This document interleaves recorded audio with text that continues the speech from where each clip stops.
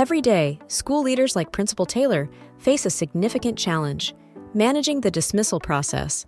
From bus lines to car pickups, her goal is simple: make sure every student gets home safely. But most dismissal processes are anything but simple.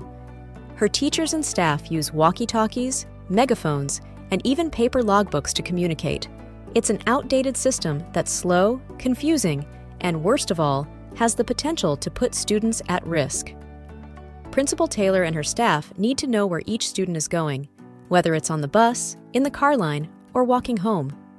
And when last-minute changes happen, like a parent calling in to say someone else will pick up their child, communication needs to happen instantly.